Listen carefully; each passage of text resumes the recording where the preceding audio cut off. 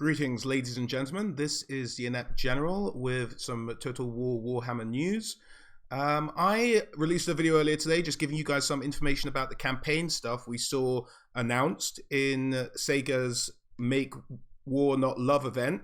But now I've had a chance to go back. When I think I released my last news update, I actually released it either just as the stream was ending or just while it was sort of winding down.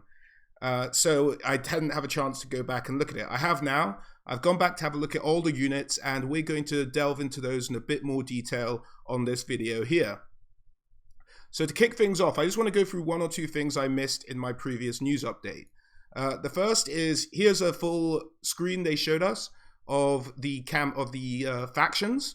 Now, there's no Mousillon on there, you may notice, which may mean that they're not playable, but it does look remarkably uneven. Another faction would fit in nicely on that bottom row, wouldn't it? And that would even up Bretonnia with the vampire counts in terms of how many factions they have each.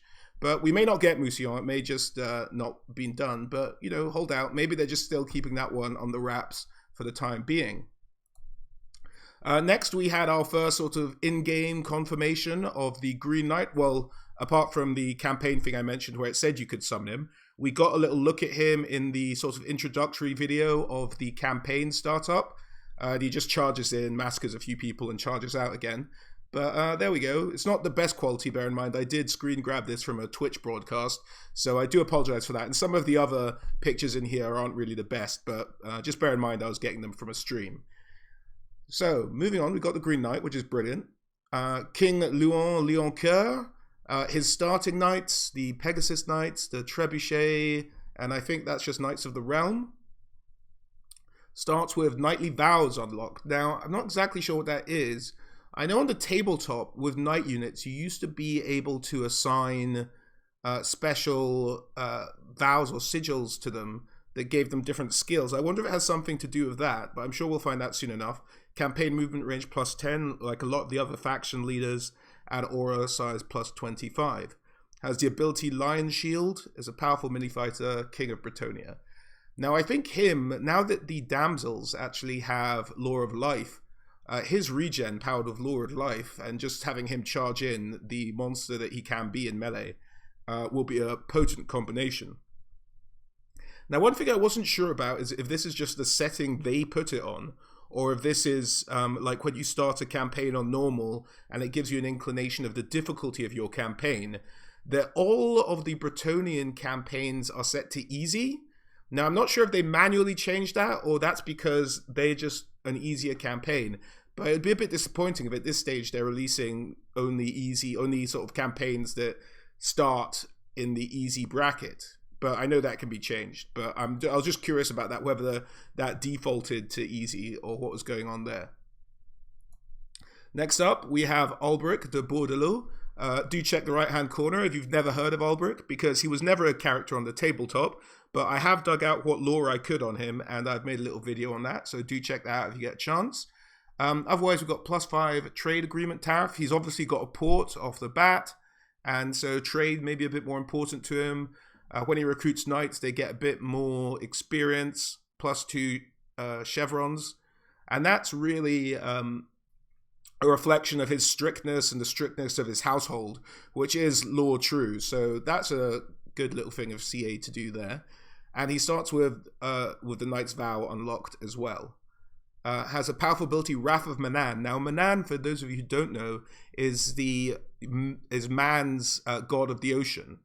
In the Warhammer world, and that's why the sign for Bordelot is the triple pointed spear in honor of the god of the sea, and it's because one of the founding ancestor of Bordelot was said to have fought side by side with the god of the sea while repelling Norse raiders at one point. But check out the lore video for more information on that.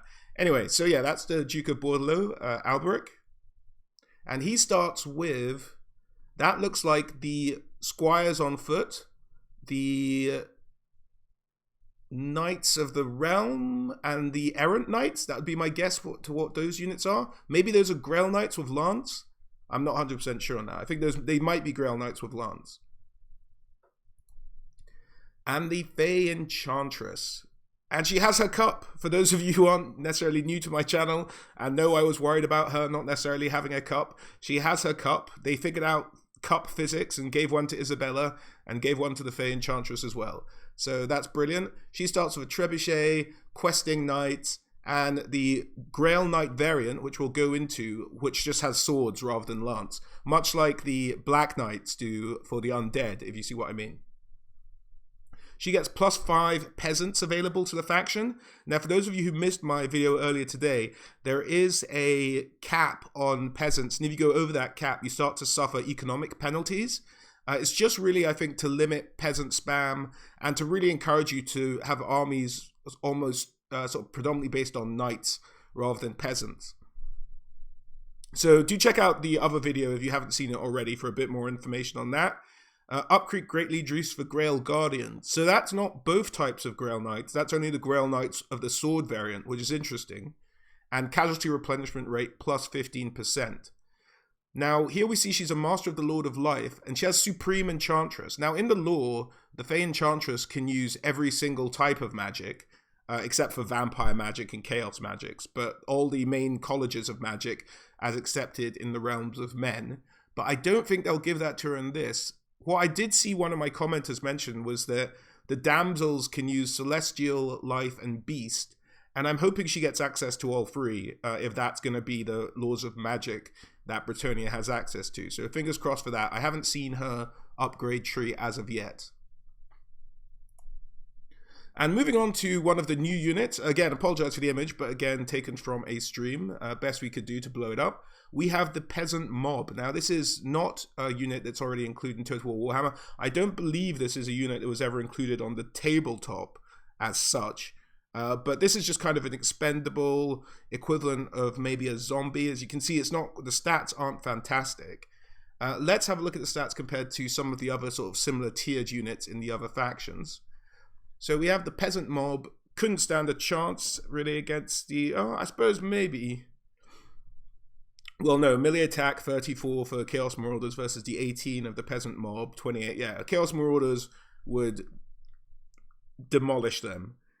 Now, here's an issue, guys. With all of the unit cards I pulled from the stream, all of the units seem to have really low numbers. Now, I'm guessing they were playing on maybe medium or low unit size, just to make sure whatever rig they had with the streaming and everything was running okay. So that would have played into the health bars and unit numbers, I think. But tell me if you guys know anything more about that. But it just makes it slightly unreliable to look at the health stats in comparison to the ones I pulled off my own game. So just bear that in mind, because in some cases maybe they are lowered, the numbers are lowered and we just don't know. But that 80 maybe would go up to 160 to be on par with the zombies. Maybe, I don't know. But the melee attack is 18. That blows the zombies out the water. Slightly worse than Spearmen with no shields for the Empire. Defense 10, 28 chaos, 6 for zombies. So they could potentially take out zombies, and that's about it. They're a little bit better than zombies. That's what the Peasant Mob can do. That seems about the limit of their powers. Now, I'm not sure why they're called an axe infantry when they seem to be holding, like, farming equipment, but there you go. Moving on. We had Spearmen at Arms. I couldn't find an image for the Spearmen at Arms in either of the streams where they revealed some of the units today, but we did manage to pull a unit card. Now, the Spearmen at Arms, the thing I want to point out here that's good is they seem to have gotten rid of that slightly OP ability that all Bretonnian infantry had, which was that charge defense against all, which was ridiculous and unwarranted. And that looks like it's gone. They still do have charge defense against large foes, like the regular Spearmen in the other factions, apart from the Goblins, of course. But they don't have charge defense against all, which is a fantastic thing. They are expendable, poor leadership. Next to the Spearmen at Arms with shields from Bretonnia itself, as it used to stand. They're comparable. They've tweaked a couple of numbers here and there. And as I said again, I think they might have it on low unit size, so that equates for the discrepancy from the 60 to the 120, I'm assuming. So we're just looking at the other stats. So weapon strength, 22, 26. Yeah, so very comparable to what they used to be. but no shields. I'm sure you'll be able to upgrade. Now they've had to introduce a whole upgrade tree, upgrade to the shield variant as well. But that's them compared to the Empire. They're a little bit worse. Not significantly, but a little bit worse in melee strength, weapon strength, melee defense, and melee attack than Empire Spearmen. So Empire Spearmen would just maybe beat them to it. And they're very similar, I think, really. Now Men-at-Arms. Now Men-at-Arms in the stuff we saw today and yesterday have been not necessarily just given the polearm. So they have swords now. So they become a kind of sword infantry. These are the old stats versus the new stats. Again, the health bar and the unit numbers might be off because they had it on low unit count. But as you can see, got rid of that charge defense against all. The Men-at-Arms don't seem to have any charge defense whatsoever, which would put them in line with the other swordsman units. And maybe that's why they don't have any, because they're not a polearms anymore. Maybe there's still a polearm variant. I'm not 100% sure. But these are the ones we saw today at the beginning of a campaign. The sort of lowest tier men-at-arms, I imagine. And the armor seems to be about the same, leadership about the same, speed about the same, melee attack 1 up, melee defense has been dropped significantly. But that's wow. That's a significant drop in melee defense. And weapon strength about the same, and charge has gone up a little bit. And this is them just again compared to some of the other units around. In the same tier, more armor than Chaos Marauders, lower leadership. They're about on par with Skeleton Warriors-ish. A little bit worse. No, better than Skeleton Warriors. A little bit worse than Swordsmen. And definitely worse. Yeah, and definitely worse than Chaos Marauders. And now the Battle Pilgrims. A cool unit, kind of like the religious zealots of the infantry in Bretonnia. They've been done really well. I really like the models. I don't know if it necessarily comes through here, but those collar protectors and the tunics, but they have their little shields, all of them with their little Grail shoulder pads. I think they're a really cool looking unit of like badass lunatics. I suppose these would be like the fanatic equivalents, except they have shields and a bit more armor. So let's see what they look like in comparison to some of the other units in the game already. So here we go, 90 in the unit. Well, as I said, I'm not sure if we can trust that necessarily. But we got 30 armor on par with swordsmen. Leadership 80, which is really good for Bretonnian peasants, I have to tell you. So they can at least hold the line a little bit, which is what I think you use them for, kind of holding that middle of your battle line just to keep the ones at bay while you hammer and anvil with the cavalry from behind. And melee attack, same as swordsman actually. Melee defense a little bit less, weapon strength a little bit more, charge bonus a little bit more. So yeah, comparable to Empire Swordsman. In terms of flagellants, in fact a bit better. I think they could probably take Empire Swordsman if I'm honest. But compared to flagellants, they can take armor, they're shielded, so they can take missiles a lot better. Leadership isn't quite as good because those flagellants are essentially unbreakable. But yeah, their stats are actually... everything apart from weapon strength is better. So they could probably take flagellants as well. So Battle Pilgrim probably take swordsman, probably take flagellants. So that's pretty cool. And a shielded frenzy damage dealer. All pretty cool. I think we might like those Battle Pilgrims. Next we have the Bowmen. Now they said they nerfed the Bowmen a little bit, but they also said there'd be Bowmen variants. Now here's a guess at this point. This video is dated, so you'll know when I made it if I look foolish later on. But I'm guessing flame arrows, and I'm guessing poison arrows with arrows being rubbed in dung or something equally sort of peasant-like. So I reckon there'll be dung arrows and fire arrows. That's my guess. That's what I'm going for, guys. But let's see what they did to the Bowmen from before. So on the left, we have the Bowmen as their stats stand today. And as you can see, their missile damage has been dropped a bit. Their ammunition has gone up a bit. But they might be getting a bonus there. That looks like they're getting a bonus from something. I'm not sure what that is. Charge bonus the same. Their melee defense has been dropped a bit. Their melee attack is the same. Yeah, so apart from...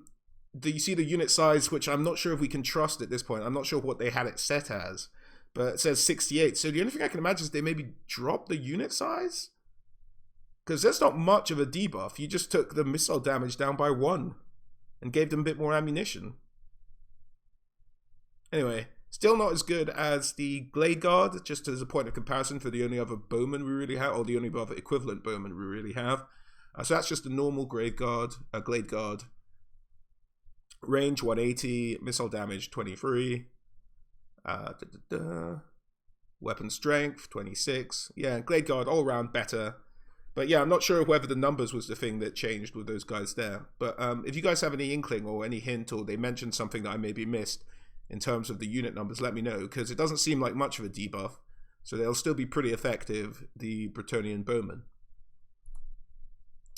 Now, these guys are the Foot Squires. Now, they kind of really walking the line of lore in terms of this stuff. Like, I could see some Squires maybe walking, but you'd imagine Squires would have horses too. But, you know, I'll let them get away with it because they look pretty cool. The one thing I will say is they should have made them much younger. Like, if they're actually Squires, they should be like teenagers. They should be like pimply faced and young looking, and I think that'd be a bit funnier to send this like just verging on puberty soldiers into the fray against Grimgor. I think he'd munch them up for lunch. But these guys are pretty good. Lore wise, yeah, I'm not 100% convinced, but okay, I'll let it slide. Now let's have a look at some of their stats. These are Foot Squires compared to the Greatswords. As you can see, Greatswords, better armor, same leadership, same speed, better melee attack from Greatswords, better melee defense from Greatswords, slightly lower weapon strength, and slightly lower charge than the Greatswords. So that's interesting. Again, numbers, I'm not sure if we can trust them, so numbers and health out the window for now. These guys are armored. I think essentially on the stream, Lionheart's head was covering the top bit of unit cards. So we probably are missing armored, but I imagine they are armored as well. And so I think they could actually... No, they'd lose against Greatswords, but they could take halberds, they could take swordsmen, they could take pretty much most other Empire infantry, just not the Greatswords. So they're a pretty handy unit to have, and their leadership's pretty good as well. Next up, we have something that people have been looking forward to for a long time, the Grail Reliloquy. Now, it has a number of different blessings, but I think it looks great. I saw the animations up close, like the guy in the front, you won't get it from the picture, but he's kind of fiddling with the skull and it's moving about and bobbing around.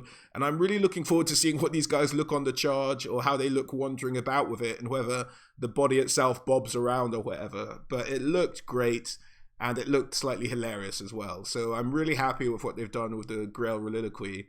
It looks fantastic. Now, it has a couple of bonuses. The one I was able to catch, it has Frenzy, and it has this, the Icon of Devotion, which is plus 16 leadership and makes any unit around it immune to psychology, which could potentially be huge for the peasants in a Bretonnian army. Now, the other one I think it has, down here, I'm going to get my mouse on the screen, I hope you guys don't mind. But this one, I think, is the Blessing of the Lady. Now, that was mentioned briefly, but I just had trouble digging out the little bonus for it. That's Frenzy. Not 100% sure what these two are. Charge Defense? No, that can't be Charge Defense. Armor Piercing? No. Well, these guys have it as well. So I'm not 100% sure what that one is either. But I could look that up, but I'm in the middle of the video now, so it's a bit too late. But they have a couple of auras, so I didn't really know what to compare them to other than like other support chariots. So we're looking at the Corpse Cart, and it does, essentially what you can see is it does a lot more damage. It even does more damage than the Mortis Engine when it's attacking. Has a better charge than the Mortis Engine. Obviously not as fast as the Mortis Engine, because the Mortis Engine has ghost horses carrying it about. And much faster than the Corpse Cart. But yeah, I think you shouldn't be too scared, even though it is a support thing, to have it fighting along the peasants. As long as it's going up against something like Swordsman or Spearman, maybe not Spearman because it might count as a large, but at least Swordsman, not necessarily great swords or anything like that, but it could hold its own easily against Swordsman, I think, while boosting up everyone around it. So a potentially very cool and powerful unit for the Bretonnians there.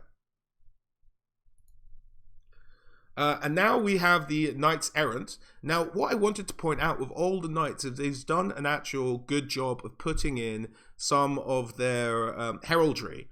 Before it was just geometric shapes that they put on shields, like half red, half black.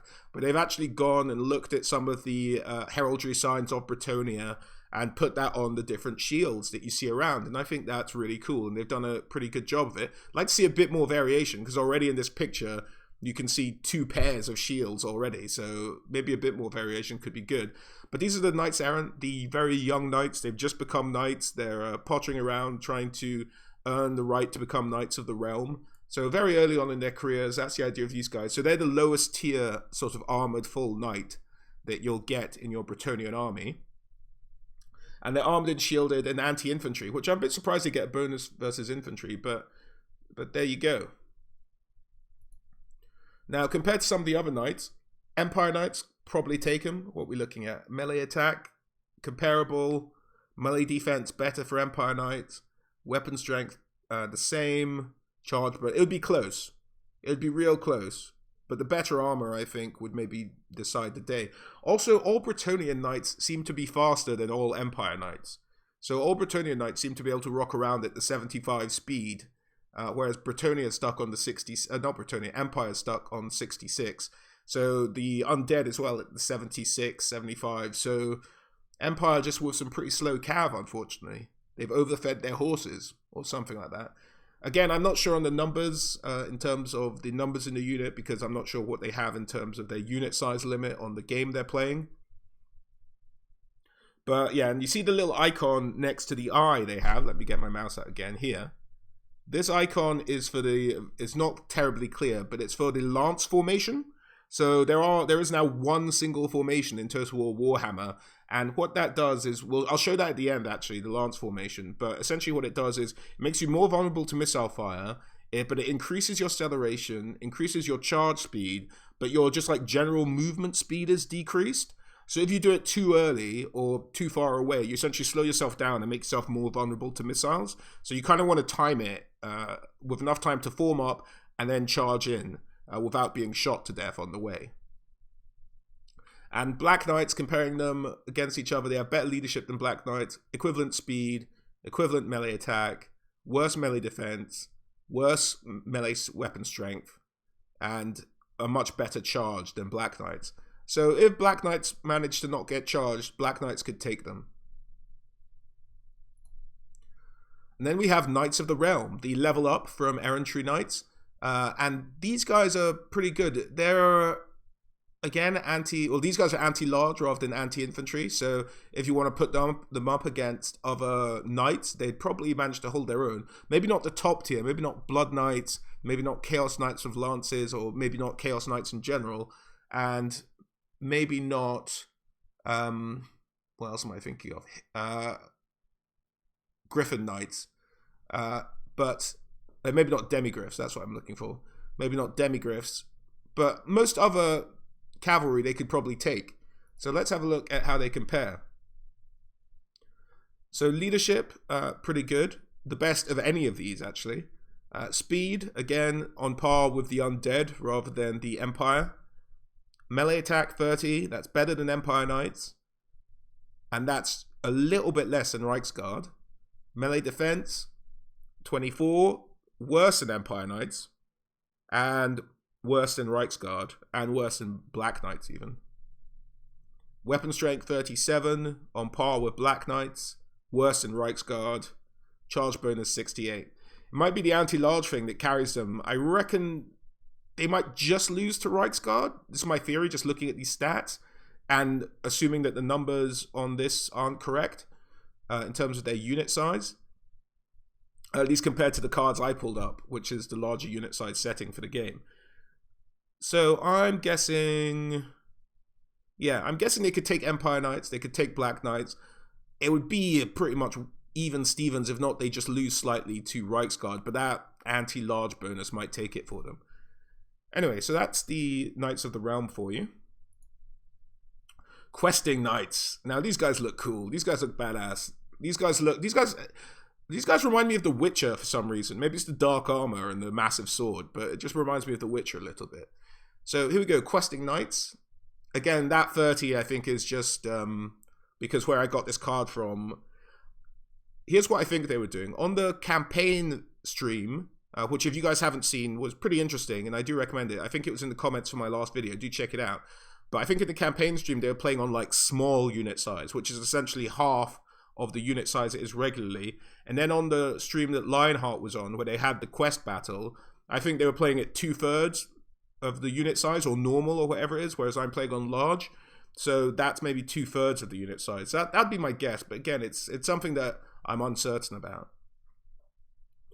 So here we go. Let's compare the Questing Knights then. And it's hard to kind of compare the Questing Knights. The only other real equivalent is probably the Black Knights, because they're also swords and like slightly more melee focused, whereas the Empire Knights and the Reichsguard like to get a charge on.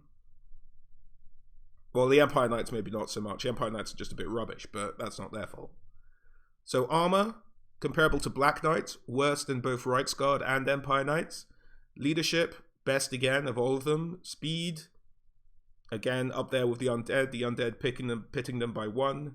Melee attack, better than Reichsguard and Empire Knights. Melee defense, better than both again, better than all of them.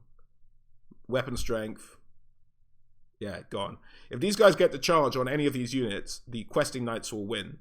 If you leave them in there, they'll win. And even despite that, they're anti-infantry. So these guys could do some serious damage. I imagine these guys will have a similar stat line to what we'll eventually end up seeing from the Knights of the White Wolf. I think they'll be on par, if the Knights of the White Wolf won't be a little bit better in terms of maybe some of their melee attack and defense. But of course they'll be slower because they're Empire Knights. So for some reason the horses in the Empire run significantly slower than the Bretonnian horses. Well, I suppose Bretonnia loves their horses a little bit more. There's a little bit more horse love there. So that's it. Yeah, I think the Questing Knights could take any of these other units I've compared them to here. You'd maybe be looking at comparing them to Demigryphs in terms of their melee, but Demigryphs will obviously have the lower unit size as well. So yeah, it'll be interesting to see. Looking forward to the Questing Knights. They could do some damage. And then here we go. We have the Knights of the Grail. Now, Knights of the Grail have actually been split into 2 different parties. There's the Knights of the Grail, as we know them already, and there's the Guardians of the Grail, which are Knights of the Grail with swords rather than lances. So not dissimilar to the split that occurred with Black Knights and Black Knights with lances and Chaos Knights with lances. So these guys have a couple of things. Living Saints, I think, gives them the blessing of the lady, and I think is maybe the thing that makes them immune to vigor. So these guys don't get tired, which is potentially huge, which is potentially like game defying, because these guys can run about the entire map, never get tired, attack you as though they were fresh. That would really do some damage. If you think how much help the Regiment of Renown for the Dwarves is, the Grumbling Guard, just standing behind and refreshing everyone's vigor, and how much difference that can make. You've just given your best units in the game, potentially, just complete infinite vigor. So it's a bit loony. But let's have a look at some of their stats compared to some other things. First, let's compare it to what they used to be. So we have the 80 for the Grails with Lance, and we have the 120 armor. And before, with the single unit, here's the Grail Knights of old on the right-hand side.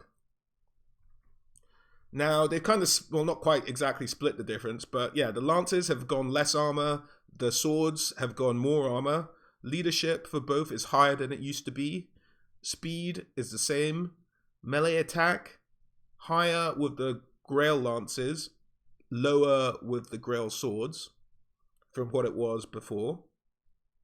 Melee defense, better with the Swords, lower with the Lances. Weapon strength, both lower. So the weapon strength have been lowered for the Grail Lances and the Grail Swords. And the charge bonus has remained the same for the Lances and dropped to 34, which is pretty low for the Grail Swords. Charge not so important for them, I guess. But they're just hack and slashing machines. So look forward to seeing them and that vigor loss thing. And again, the Lances, as you can see on the, I'm going to get my mouse out again, on the Grail Knights with Lances, they have this, which is the V formation, so they can go into that formation. The ones with swords cannot. And I think this may be the Lady's Blessing, this icon here. Okay, so that's them. Potentially huge, potentially very significant unit.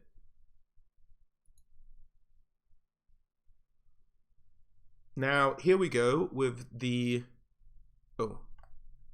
Sorry, guys. I just wanted to go back one. So don't worry too much about this unit discrepancy here, because this card was taken from that campaign stream, which I said was on the smallest unit size, and this card was taken from the quest stream, which I said was on the 2/3 unit size. So that's the discrepancy. It's not that there's less Grail Knights with swords than there are with lances. So just bear that in mind. Okay. So here we have them compared to some of the other powerhouses of the cavalries around the different factions. Now, Chaos, 120, that matches up with the swords. And this is Chaos without lances, bear in mind. Now, if you look at the... Let's have a look at the actual fighting. So the melee attack, better with Grail swords than with Blood Knights. Melee defense, Grail swords, better than Blood Knights. Weapon strength, better with Blood Knights. Charge bonus, better with Blood Knights. And Blood Knights anti-large. So Grail swords, I think the Blood Knights could take it. And then just the disparity between melee defense and melee attack. Well, I suppose the Blood Knights have better defense than... and they kind of switch. So I think it might be an even trade, depending on who gets to charge off, between Grail with lances and Blood Knights. Yeah. And I think Grail swords could take Chaos Knights, actually. Better leadership, better speed. Melee attack isn't as high, but melee defense is higher. Weapon strength. That'd be a tough one. Actually, no, maybe Chaos. I think Chaos guys could actually maybe take Grail swords. It'd be an interesting one to see. I look forward to doing some testing on that one. I'm not 100% sure who'd win that one. Let me know what you guys think looking at these different stats. Okay, now the Hippogriffs, the Royal Hippogriff Knights. What I said was actually they're an upgraded Pegasus Knight, but there's actually another upgraded Pegasus Knight in the game as well. So these guys look quite beastly. There's a 4 there, but as the guy said in the video, there's a 6. It's a 6-man unit. So I'm guessing they are playing on lower unit size. It's why it only has 4 there. So that's my theory anyway. Weapon strength is huge. Let's compare it to some of the Pegasus Knight stuff. So Pegasus Knights remained largely unchanged. Only difference was the unit size, and that has been I put down to them playing on a lower setting, thusly, but all the stats for Pegasus Knights are the same.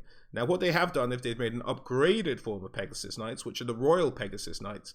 Now these guys have much higher melee attack, higher melee defense, higher weapon strength, and a bigger charge bonus. That's the main difference. But in terms of all their bonus things and things, they actually maybe have, yes, the Royal Pegasus Knights have the Infinite Vigor bonus as well, the Living Saint bonus. So they won't run out of vigor, so they can charge around and cycle charge and do all sorts of things all day long, which again is terrifying if you're playing against Bretonnia. But luckily we'll be playing as Bretonnia, won't we? So that'll be absolutely fine. Hippogriffs, lower armor, same leadership, slower than Pegasus Knights, lower melee attack than the Royal Pegasus Knights, same melee defense, much higher weapon strength, lower charge bonus. So it's interesting. So the Hippogriffs might actually be... they are armor piercing though, the Hippogriffs, which the Pegasus Knights are not. So that might be why they're particularly useful. I'm not sure what the other bonuses they have there, but they do cause fear and terror. So maybe more for a morale thing and for armor piercing. That's why you get the Hippogriffs rather than the Royal Pegasus. But the Royal Pegasus are pretty comparable to the Hippogriffs, actually. More so than I would think. And the Royal Pegasus are immune to psychology, whereas the normal Pegasus are not. That'd be an interesting thing in terms of, I suppose it's situational. You'd maybe want a unit of Royal Pegasus and a unit of Hippogriff, both in your army at the same time for different purposes. But Hippogriffs would be probably quite devastating against dwarves, I imagine, with their armor piercing. That would be something to see. But yeah, in terms of, they're not necessarily better than the Royal Pegasus, just slightly different. The Royal Pegasus with magic attack as well, for good against undead. No flaming attacks though for the Bretonians. And remember, Going back to my theory, archers, flaming attack, and dung arrows. That's what I'm thinking. Okay, the Royal Trebuchet. I slightly mocked the Blessed Trebuchet earlier in my earlier video today. Some people were very supportive of the idea of the Blessed Field Trebuchet. And there's no distinction of whether it does more damage to chaos or not, I don't believe. But I get the argument. I completely agree with that argument that yes, it should burn undead and should burn chaos. But the fact that it's armor-piercing water makes me chuckle a little bit. And it does do magic damage. But as we can see here, range is the same. Missile damage is much, much higher on the Blessed Field Trebuchet. And this is taken from today, so I'm not sure of the stats on Total War Warhammer, the game itself as it stands on everyone's home PC at the moment, is the same as the Field Trebuchet on the right. So I just pulled that from the video today. So on the right, we have missile damage 163. On the left, the Blessed Trebuchet upgrades to 228. That is massive. More ammo, 25 ammunition, magic ammunition. That's just crazy. That is crazy, crazy, crazy. So yeah, I suppose if you think magic damage is particularly damaging to chaos and undead, then yes, it hurts them. But I think a rare slip up in terms of silliness, but not silly enough. If you're gonna go silly, they should have hurled cows. That's what I say. They should have hurled cows rather than blessed water, and made it magical cow damage. But yeah, there we go. And I get that blessed water lady should hurt the undead and chaos, but it's not specific to them. It's just magic damage. So there we go. Throw water at people. It's a deadly weapon. That's the lesson. And here we have just an image I managed to take of the V formation. It looks great. Can't wait to use it in battle. And that about sums it up for all the units we've gone through, guys. I hope that was interesting in terms of contrasting and comparing the new units and how they've changed in Bretonnia. To sum up a couple of things, well, let's just go through the lance formation first. As you can see, the acceleration up 50%, deceleration up 50%. I'm not sure what they mean by the deceleration up 50%. You can change direction better, maybe? I'm not sure what that's about. Charge speed, 24%. Charge bonus, 36% charge bonus. That is huge! You do that with the Lancing... Oh, my word. You do that with the Lancing Grail Knights. That will cause... Okay, Lancing Grail Knights would beat Blood Knights if they charged them in a V formation. But minus 50% to missile damage, and when you're just moving around without charging, minus 12% speed. So you make yourself a bit more of a missile target when you're in the V formation, so you shouldn't use it all the time. It's a good implementation. I like that, actually. It's a bit of a give and take. That's clever. But generally, to sum things up, Bretonnia, looking fantastic. They've worked on the heraldry. I'd like to see them make it a bit more diverse, but I'm sure modders will step in and take care of that eventually. Knights Errantry, they've added, I think, everything that's missing from the army book, and then a bit more. Again, the only sort of lore hiccup, well, not lore hiccup, maybe. The only thing I think is a bit silly is the Blessed Trebuchet. And the only lore hiccup maybe could be argued is the foot squires, because if they're nobles, they just wouldn't, because you would be a son of a noble to be a squire in the first place. You just wouldn't be seen on foot with the peasants. You'd never be forgiven. They'd look at you funny for the rest of your life. And yeah, that's about it, really. Really looking forward to Bretonnia. It's only a couple of weeks. I will be doing a Bretonnia campaign on the channel. Do look out for that, guys. Do drop a like if you enjoyed the video. It really does help the channel out, helps us grow. We've come a really long way in, I think it's 4 or 5 weeks since I even started the channel. So that's been fantastic, guys. And you've all been really great and communicative. And I've learned a couple of things even over the course of doing these videos. And that's been really great for me as well. So thanks a lot, guys. Let's keep the channel going. Do drop a like if you can, or you do like it. If you don't like it, please do let me know. Happy to hear any criticisms you may have. But other than that, thanks very much for joining me again today, guys. And have a great day. All right. Bye.